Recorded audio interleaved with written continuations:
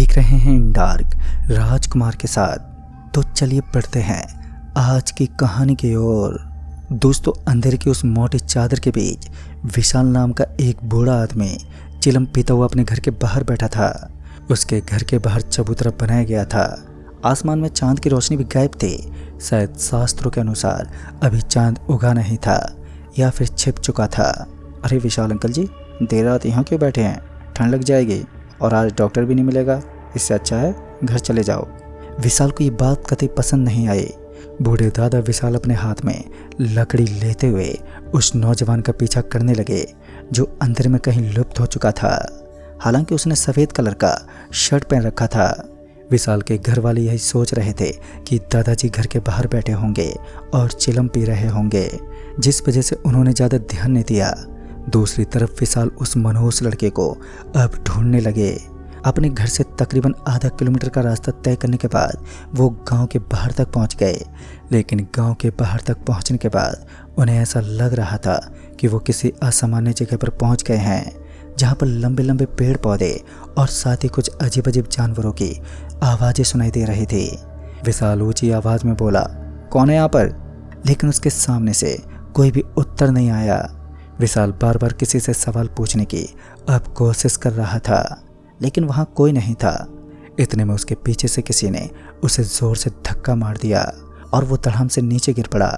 विशाल ने देखा कि 6 फुट लंबा चौड़ा आदमी, जिसका शरीर किसी नॉर्मल इंसान के मुकाबले काफ़ी चौड़ा और मोटा था, वो विशाल को घूरने लगा। विशाल की आंखों के समक्ष उसने अपने शरीर की आकृति को लंबा करना शुरू कर दिया। उसके हाथ में एक बड़ा सा खंजर था जिसके ऊपर खून लगा हुआ था। खून से सनी उस खंजर की धार कुछ ऐसी थी मानो वो कड़कड़ाती हुई बिजली मात्र उस खंजर के लिए ही कड़क रही है। खंजर के ऊपर बिजली का पूरा फोकस गिर रहा था। उस भयानक दृश्य का मतलब जल्दी विशाल मरने वाला था। उस बड़े से दिखने वाले शैतान ने अपने हाथ से उस खंजर को विशाल के हृदय में एकदम से घोंप दिया और वो जोर से चिल्लाने लगा। उस बुजुर्ग से आदमी विशाल की चीख निकलने के बाद अचानक उसकी आंख खुली तो उसने देखा कि वो अपने घर के बाहर उसी चबूतर पर बैठा हुआ चिलम पी रहा था और एक नींद की झपकी के साथ उसने एक भयानक सपना भी देख लिया। आज से पहले विशाल को कभी भी ऐसी चीज का अनुभव नहीं हुआ जो उसे कांपने पर मजबूर कर दे। पसीने से तर होकर वो अपनी जगह से उठा और घर के अंदर पहुंचा। इतने में पीछे से आवाज आई, अरे विशाल काका, गांव में कांड हो गया है, जल्दी से गांव में पहुंच जाइए। गांव में हुए हादसे की बात सुनकर बुजुर्ग आदमी विशाल काका से रहा नहीं गया। उन्होंने अपने घर वालों से बिना पूछे ही वहां से निकलना शुरू किया और वो गांव में दाखिल हुए।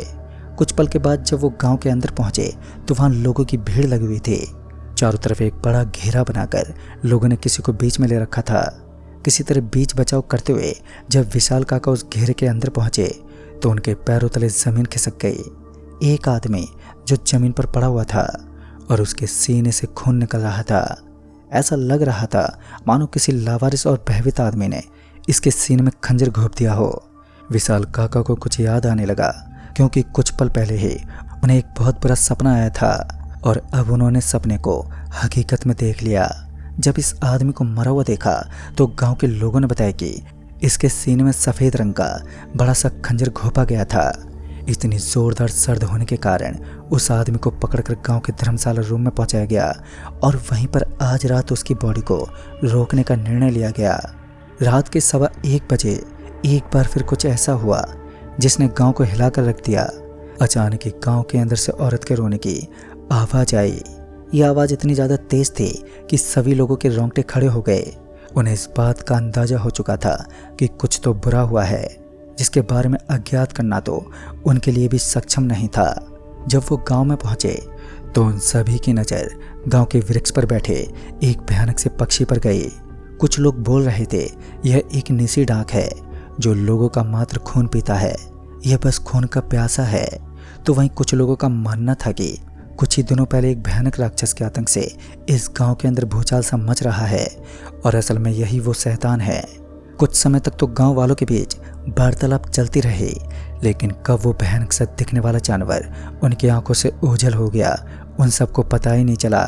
लेकिन गांव वालों के बीच अब एक कठिनाई बन चुकी थी। सभी के अंदर दहशत के बादल गूंजने लगे थे और कोई भी घर से बाहर निकलने की हिम्मत तक नहीं जुटा पाता। गांव में हुए उस आदमी की मौत के बाद लोगों के अंदर डर समा गया, लेकिन तकरीबन 10 दिन के बाद सब कुछ नॉर्मल होने लगा और पहले की ही तरह चलने लगा। लेकिन विशाल काका को ये काफ़ी अजीब लगा। पहले तो उनको एक सपना आना और सपने की तरह किसी मौत का होना ये कतई आम नहीं था। ज़रूर इसके पीछे कोई राज था, कोई ऐसा छिपा हुआ रहस्य जिसको जानना हर किसी के बस में नहीं होता। ये सारी की सारी घटनाएं होने के पीछे ज़रूर ही विशाल काका थे, क्योंकि हर बार गांव में कुछ ना कुछ उन्हीं के ख्वाब व सपनों से होता रहता। या तो विशाल काका के अंदर ऐसी कोई अनोखी पावर थी जिससे उन्हें पहले ही ज्ञात हो जाता कि गांव में क्या होने वाला है, या फिर उनके ऊपर कोई ऐसा श्राप है। लेकिन आज जो होने वाला था उसके बारे में विशाल काका तो क्या, शायद कोई भी नहीं जानता होगा। जब रात का समय हुआ तो एक बार फिर एक गहरे सन्नाटे ने गांव को जकड़ लिया। गांव जैसी बिरादरी में सन्नाटे और डर का होना एक आम बात होती है, लेकिन एक ऐसा अनोखा सन्नाटा जिसमें हर पल हर समय मानो डर की सुइयां समय की घड़ी की ओर घूमती हैं। पर विशाल काका ने अपनी ज़िंदगी में कभी सोचा नहीं था कि उन्हें अपनी ज़िंदगी में क़यामत के ऐसे तूफान से सामना करना होगा जो उनका आखिरी समय साबित हो सकता है।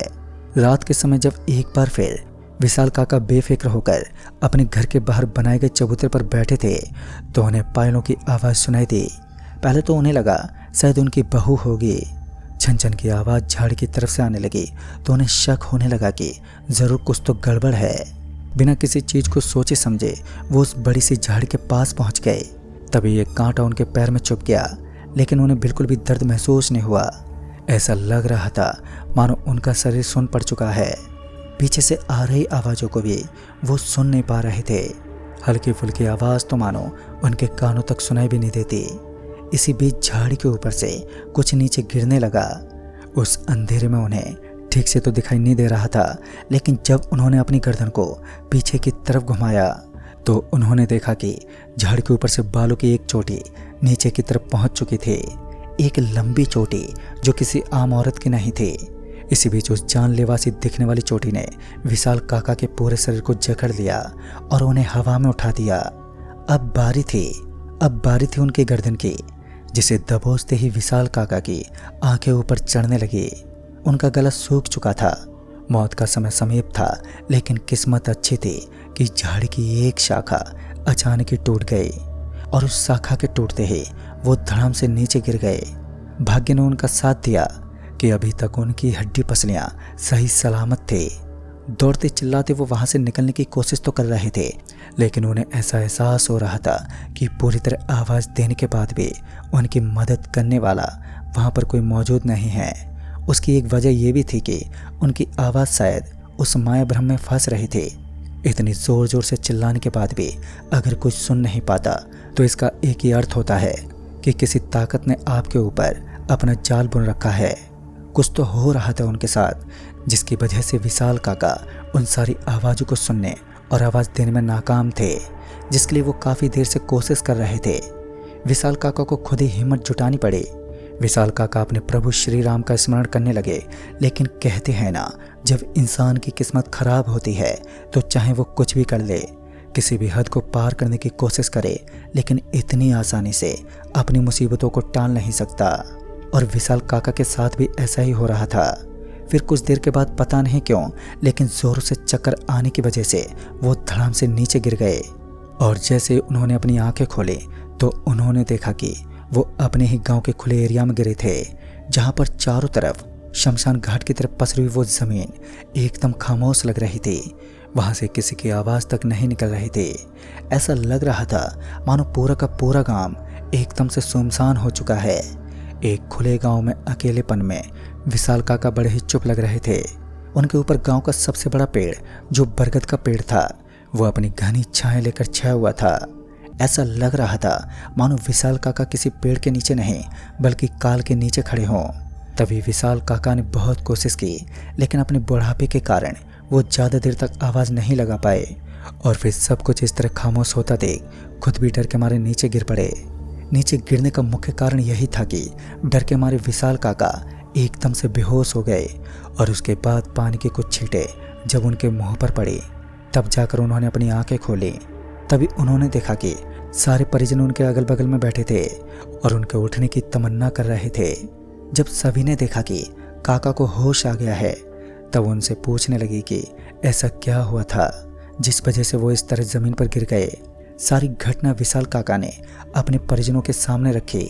तब उन्हें पता चला कि गांव के कुछ लोग रात में ही गांव को क्यों छोड़ चुके हैं, और गांव को छोड़ने का एकमात्र कारण था कि उन्हें रात में अपने घर के पास किसी बच्चे के रोने की आवाज़ सुनाई देती थी।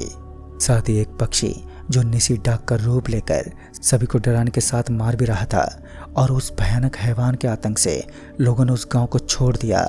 धीरे धीरे गांव खाली होने लगा और मात्र 3 दिन में ही गांव किसी शमशान घाट में तब्दील हो गया। कुछ लोग उस राक्षस का शिकार हो गए, तो वहीं अंत में विशाल काका भी एक अजीब से दर्द के कारण मौत के घाट उतर गए। लेकिन कुछ लोगों का कहना है कि उनके सीने पर एक खून से सना खंजर मिला था जिसके द्वारा उन्हें मारा गया था। अब इसके पीछे हकीकत क्या है और झूठ क्या, ये तो कोई नहीं जानता, लेकिन ये घटना सच्चाई का दावा करती है। कहते हैं उस गांव को आज कब्रिस्तान के रूप में देखा जाता है। तो दोस्तों, इस कहानी में बस इतना ही। तब तक के लिए बाय एंड टेक केयर।